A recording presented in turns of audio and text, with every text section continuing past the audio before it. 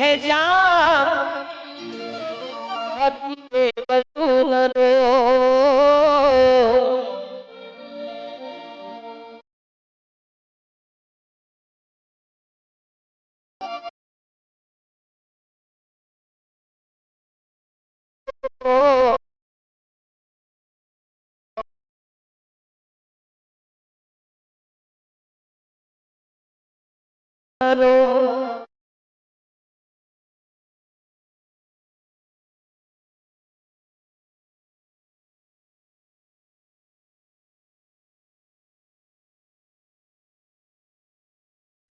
పిల్లవారా बेवसूलो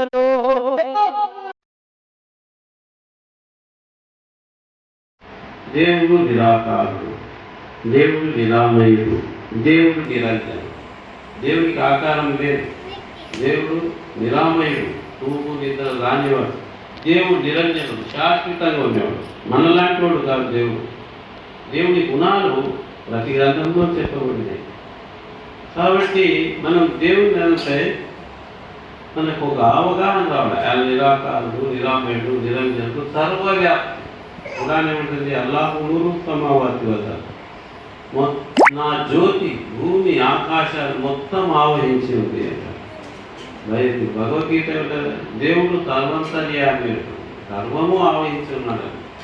మరి సర్వము ఆవహించున్న దేవుడు గురించి మనము ఎంత తెలుసుకోవాలి అంటే గురువు ద్వారే మనం దేవుని తెలుసుకోవాలి. దేవుని తెలుసుకోవాలి అంటే దేవుని గుణాలు మనకు రావాలి. దేవుని గుణాలు ఏమిటి? ఒకటి ప్రార్థన చేసే విధానం. ప్రార్థన చేసేటప్పుడు ఆ ప్రార్థనకు చెప్పిన మంత్రాన్ని మనం అర్థం చేసుకోవాలి. ప్రహ్లాదుడు ఏమంటాడు?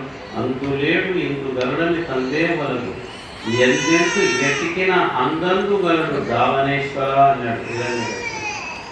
దేవుని వెతుకు అన్నాడు, దేవుని వెతకండి అంటున్నాడు. ఆ వెతికేది ఎలా? దాన్ని తెలుసుకోకనే పోతే మనం ఏ విధంగా ఎత్తగలం? అది చెప్పేవాడే. కాబట్టి మనకు దేవుడు, మనం చదివే మంత్రం దేవుడు ఇక్కడ ఏ దేవుడు ఉన్నాడు? ఇక్కడ ఏ దేవుడు? దేవుడు ఉన్నాడు. ఎక్కడున్నాడు దేవుడు? సర్వము వ్యాప్తి ఉన్నాడు. ఇప్పుడు గురువు దేవుడు. ఇప్పుడు ప్రవక్త మహమ్మద్ ప్రవక్త ఏమంటారంటే, నేను మతాన్ని, మా మతాన్ని గురించి చెప్పడం లేదు. ఉండే మతం రెండే మతాలు, రెండు జాతులు. ఒకటి ఆడ, రెండు మగ, మూడో జాతి లేదు. నేను దేవుని యొక్క అవగాహన లేదు. దేవుడు నా దేవుడని కాదు, దేవుడు అందరికీ ఒక్కడే. ఖురాన్లో మొదటి వాక్యాన్ని అల్హమ్దులిల్లాహి రబ్బిల్ ఆలమీన్ అంటే అల్హమ్దు అంటే సర్వ సూక్తులు, సర్వ పొగడ్తలు. రబ్ అంటే పోషకుడు, ఆలమీన్ విశ్వకర్త, నేను విశ్వప్రభువును అంటున్నాడు. రబ్బుల్ ముస్లిమీన్ అనలే, సాయిబుల దేవుని అనలేదు, విశ్వప్రభువును అంటున్నాడు. మరి ఇదేమిటయ్యా అంటే ప్రవక్త చెప్పాడు, నేను తెచ్చింది కొత్త మతము, కొత్త ధర్మం కాదు. ఈ ధర్మం 1,84,000 మంది ప్రవక్తలు తెచ్చాను, అదే నేను తెచ్చినాను. అదే కృష్ణుడు భగవద్గీతలో అంటాడు, సంభవామి యుగే యుగే. ఎప్పుడు ధర్మం గతి తప్పుతుందో అప్పుడు ఒక దివ్య పురుషుడు భూమి మీద ఉద్భవిస్తాడు, ధర్మాన్ని పరిరక్షిస్తాడు. ఇక్కడ ధర్మాలు మనకు 3 మతాలు, ముఖ్యమైన 3 మతాలు ఉంటాయి. ఒకటి క్రైస్తవ మతం, ఒకటి హిందూ మతం, 2 క్రైస్తవం, 3 ఇస్లాం. ఈ 3 సీరియల్గా వస్తాయి. ఫస్ట్ హిందూ మతం, 2 క్రైస్తవం, 3 ఇస్లాం లాస్ట్లో. ఈ 3 గ్రంథాలు మనం వెతుకుతే ఒకటే కాదు. క్రైస్తవులకు పాత నిబంధనలు ఏమవుతుంది? నేను రోషం గల దేవుడు, నన్ను తప్ప నువ్వు ఎవరినైనా సరే దేవుడు అని అంటే నేను నీకు శిక్షిస్తాను. భూమి మీద కానీ ఆకాశంలో కానీ ఏ వస్తువునై సరే నువ్వు దేవుడు అని అంటే నేను శిక్షిస్తాను. మరి వీళ్ళు ఏమంటున్నారు? ఏ శిక్షిస్తుంది దేవుడు అంటున్నారు. వాళ్ళలో 2వ వర్గం వాళ్ళు ఉన్నారు, శనివారం పూజ చేశారు. వాళ్ళు ఏమంటారు? ఇతనే ఉంటారు అక్కడ ఏ శిక్షిస్తు బొమ్మ యెహోవా దేవుడు. యెహోవా అంటే దేవుడు. యెహోవా యేసుక్రీస్తుని పంపించాడు, పరమాత్ముడు శ్రీకృష్ణుని పంపించాడు, అల్లా మహమ్మద్ను పంపించాడు. ఇది మెసెంజర్, వార్తాహరుడు, దేవుని గురించి చెప్పారు. కానీ వీళ్ళు వాళ్ళు ఏసుక్రీస్తు దేవుడు చెప్పారు. కాబట్టి రెండోది హిందువులే, ఫస్ట్ హిందూ మతంలో రాముడు, కృష్ణుడు వీళ్ళంతా మెసెంజర్, దేవుని మెసెంజర్, వార్తాహరుడు. ఏ విధంగా మహమ్మద్ ప్రవక్త వస్తున్నారు అట్లా వాళ్ళు మహాపురుషులు, ధర్మాన్ని స్థాపించడానికి వచ్చిన మహాపురుషులు. దేవుడు ఎవరు అంటే వాళ్ళ ద్వారా మనం దేవుడిని తెలుసుకోవాలి. కాబట్టి దేవుడు ఒక్కడే, రెండో దేవుడు లేడు. రెండో దేవుడు ఉంటే ఏమవుతుంది? ఎలక్షన్లు జరుగుతాయి. ఆ ఒక్క దేవుడి గురించి చెప్పేవాడే భూమి మీద మహాప్రవక్త. భూమి మీద నువ్వు ఎవరెంట ఉంటే చనిపోయిన తర్వాత వాళ్ళ ఎంత ఉంటావు కాదు. మనం గురువుల వెంట ఉంటే దేవుని వెంట ఉంటాము.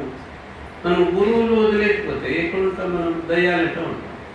అలా ఇన్న బలి అల్లా అలా కోపం అలహి గలహం మెహదను అలా అంటే అలా జాగ్రత్త. నా దైవప్రియులైన నా దైవప్రియుల భూమి పైన భయము కానీ భూమి లోపల దిగులు కానీ ఉండదు. వాళ్ళు భూమి మీద ప్రశాంతంగా ఉంటారు, భూమి లోపల ప్రశాంతంగా ఉంటారు. వాళ్ళ వెంట ఎవరు ఉంటారో వాళ్ళు కూడా భూమి మీద ప్రశాంతంగా ఉంటారు, భూమి లోపల ప్రశాంతంగా ఉంటారు. కాబట్టి మన చేసే తవాతని మన గమ్యాన్ని సూచిస్తాం. తారాయి తాగేటువంటి తవాతం చేస్తే ఉదయం నుంచి ఉండి తారాయి కదా. కాబట్టి ఇక్కడ ఒకే దేవుడు. ఇప్పుడు నేను ఇది గురువు అంటే ఎవరు అంటే డాక్టర్ లాంటి ఆత్మకు డాక్టర్. ఆయన మనకు వచ్చే సమస్యలను ధైర్యంగా నీ పూర్వజన్మ కర్మాన్ని తెలుపుతూ వాళ్ళకు గురువు. కాబట్టి మనం ప్రశాంతంగా దైవాన్ని ధ్యానం చేసి దేవుడు ముందే చెప్పాను కదా, నిరాకారుడు, నిరామయుడు, నిరంజనుడు. దేవుడు ఎక్కడున్నాడు? నువ్వు ఎక్కడితే అక్కడనే ఉన్నాడు. ప్రతి గ్రంథం అదే చెప్తుంది. నువ్వు ఎక్కడితే అక్కడనే ఉన్నాడు. మరి అక్కడనే ఉంటే మనం ఎందుకు చూడలేకపోతున్నాం అంటే దాన్ని తాజా గరీబ్ మీరు 20 ఏళ్ళు గురుసేవ చేస్తే అప్పుడు అర్థమైంది. చూస్తున్నారు బైబిల్ ఏమిటంటే హృదయ శుద్ధి కలిగే రోజు ధన్యుడు, దేవుని దర్శించుడు. హృదయ శుద్ధి ఎవరు చేయాలి? గురువు చేయాలి. టీచర్ చదివి చెప్పాలి, టీచర్ చెప్పాలి. కాబట్టి ఎన్ని ఉన్నాయి. కాబట్టి మనం మనస వాచ కర్మ త్రికరణ శుద్ధితో గురువు వాక్యం శిరోధారి అని మనం ముందుకు పోతుంటే ప్రశాంతం ఉంటాం. లేకపోతే మన మనసే మాయ, మన శత్రువు ఎవరు కాదు. మన మనసే నిమిషానికి మనసుకుంటాం. అదే ఆదిశంకరాచార్యులు చెప్పాడు మనతో గురించి. సంస్కృతంలో మనసు శమనం అంటారు. శమనం అంటే మనసు. అది నిరంతరం మారే కోరికలు పెట్టాయి. ఒక వ్యక్తి మీద ప్రేమ, అదే వ్యక్తి మీద ద్వేషం, అదే వ్యక్తి మీద అనుమానం, అదే వ్యక్తి మీద కోపం, ఏమీ వస్తుంటాయి. దాన్ని అన్ని ఆపి ఒకే స్థితిలో పెట్టేటువంటి సిద్ధపడి ఒక వ్యక్తి నిర్ణయించుకున్నాయి. ఆ మనసులో చాలా ఆలోచనలకంతా ఒకే కావాల్సింది. గెట్ చేయాలి. నువ్వు గతం పెరుగుతుంది, మాయ అని కానీ పంపిస్తారు. మనం స్థిరంగా మన గమ్యాన్ని చేరడం వల్ల. కాబట్టి ఏం సందేహం వచ్చినా గురువుని అడిగి తెలుసుకోవాలి. గురువు కూడా ఎట్లా చెప్తాడు? ఒక ప్రమాణంగానే చెప్తాడు. ప్రమాణం లేకుండా చెప్తాడు. ఏది చెప్పినా, భగవద్గీత చెప్పినా, బైబిల్ చెప్పినా, పురాణం చెప్పినా ప్రమాణం చెప్తాడు. ఏదో పలాంతాల నుంచి పలాంతాలు తీసుకోండి. కాబట్టి మనం ఎక్కువ ప్రశాంత చిత్తులను ప్రశాంతంగా దేవుని దేవుడు ఆ బాబా గారు చేసిన ప్రార్థన ప్రశాంతంగా ఏ లోటు వచ్చినా అడుగుతారు.